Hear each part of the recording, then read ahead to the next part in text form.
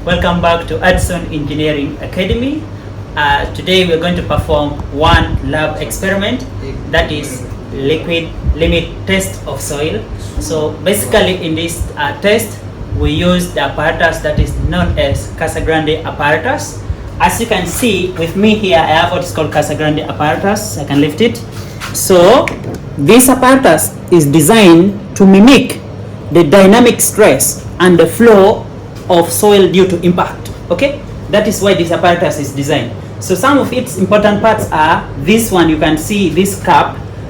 This is a brass cap, and this brass cap lands on what we call a rubber base. As you can see, it also has the handle that is used for what?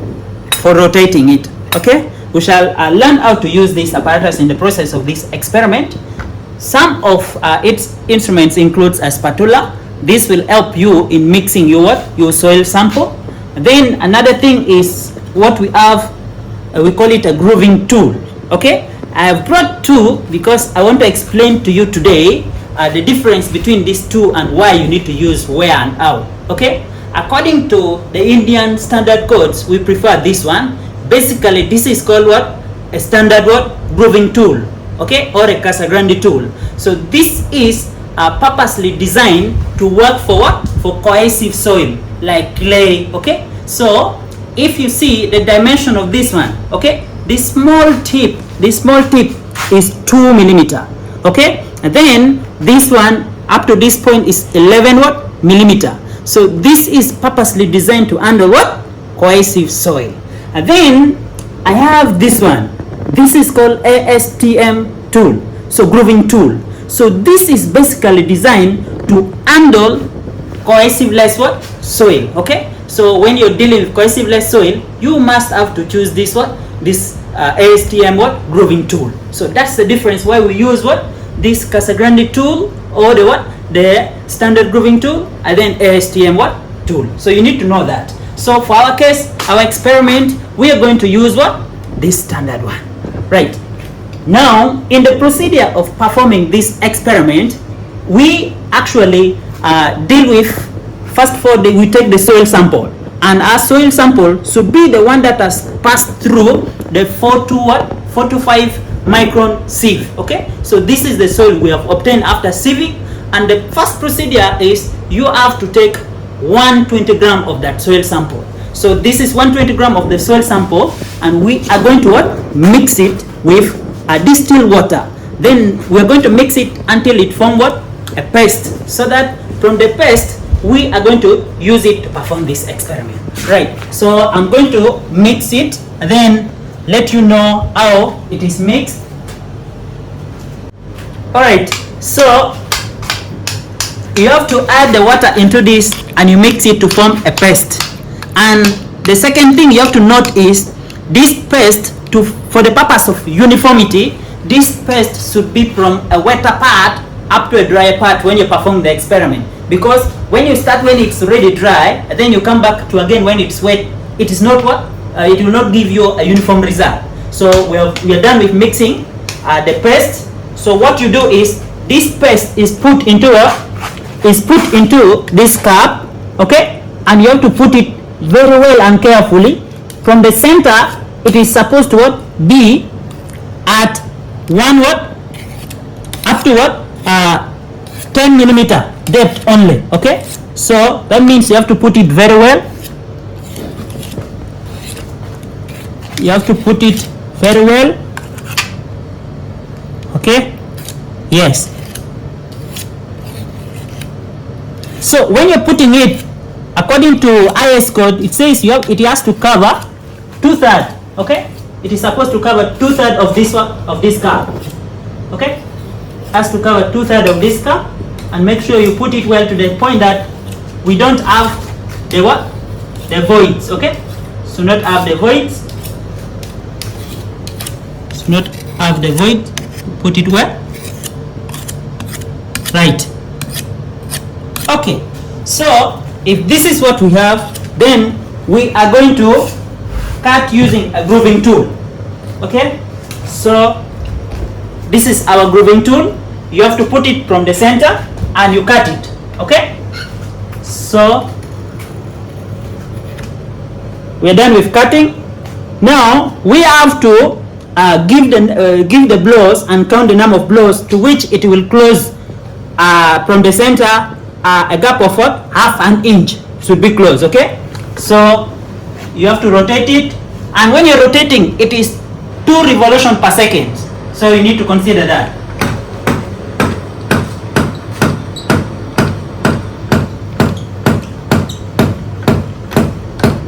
Okay, so you realize that this revolution is enough for us to get that inch, that part, half an inch close. Okay, so approximately it has taken, according to what has been closed, it is 12 millimeter close, that is half an inch. Okay, so that part, that middle portion is what you cut. Okay, so you cut it and you remove this soil sample. Okay, so this soil sample should be put in the what?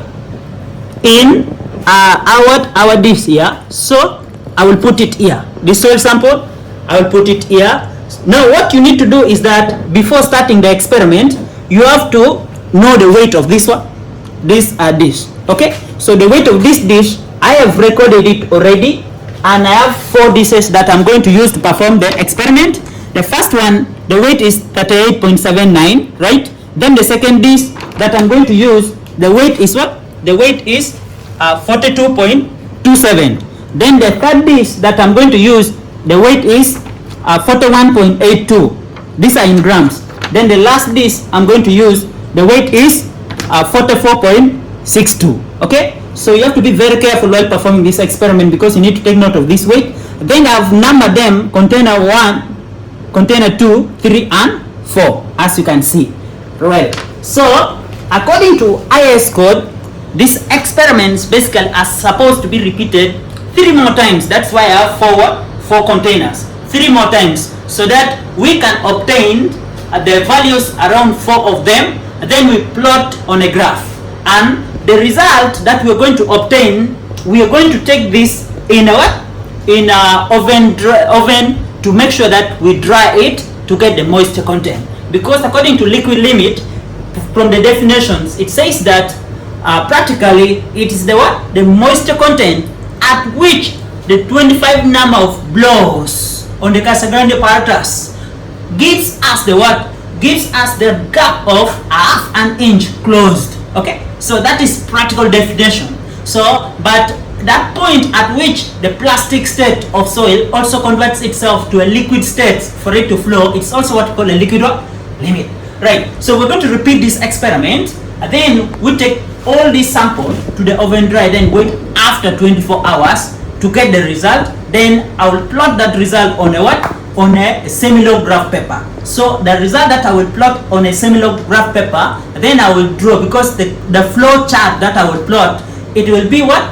It will be moisture content on the y-axis corresponding to the to the number of blows on the on the x-axis, that is the logarithmic axis. So I'm going to repeat this experiment, and then I will give you the result after 24 hours.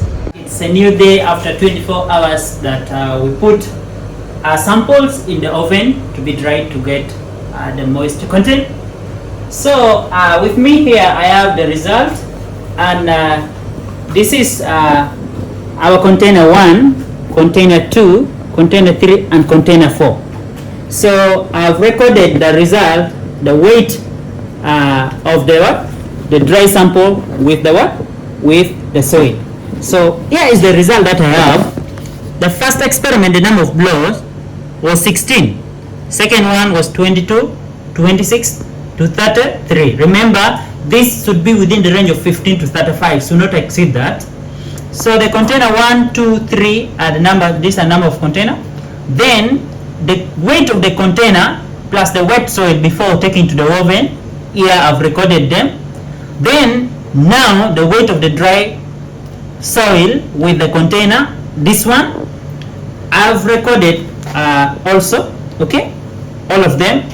And I have subtracted the difference between the weight of the container plus wet soil minus the weight of the container plus dry soil that I'm calling M2 is this, and this basically gives us what we call the moisture loss in grams. Okay, So here the container weight, remember at first we had already recorded, the dry soil weight will be the difference between the what? The container weight plus dry soil minus the what? Container weight. So this is the dry soil weight. So here is now the moisture content, which is the moisture loss divided by what? Divided by the dry soil weight. So you'll get what is called the moisture content, and it should be recorded in percentage. As you can see, I have the first one, which is 237%, the second one is 233%, 224%, and 182%.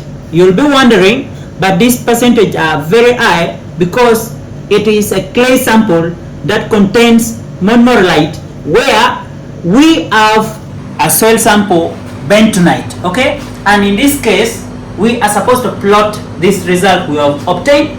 From the result we have obtained, we are going to plot a moisture content against number of blows, okay? So this result, where is the moisture content? In percentage, we have them here, okay? And then we have the number of blows up here, okay? Up to 33. So that means once we plot it, basically this graph is supposed to look what? Like this. If we have, I'm just assuming that I've plotted because I don't have right now the semi-log graph paper. So from a semi-log graph paper, you can plot the result. Maybe it will look like this, and others can be exactly on the line. And then the one that will correspond to 25 number of blows, okay? 25 number of blows, I mean here. This moisture content is what we call liquid what? Liquid limit.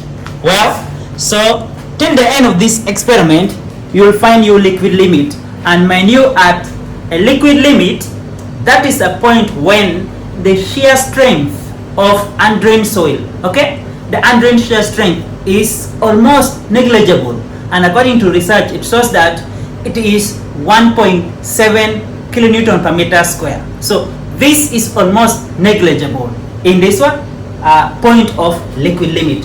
This is the end of this experiment, the procedures of how to perform it. And once you perform this experiment, you have to be very careful. Know the amount of soil you have to put, and you have to start it from wet up to a drier point so that you get that uniformity. Otherwise, it is the end of our experiment. I would love to end it here.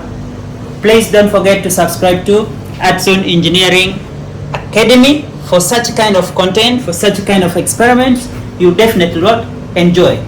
Thank you.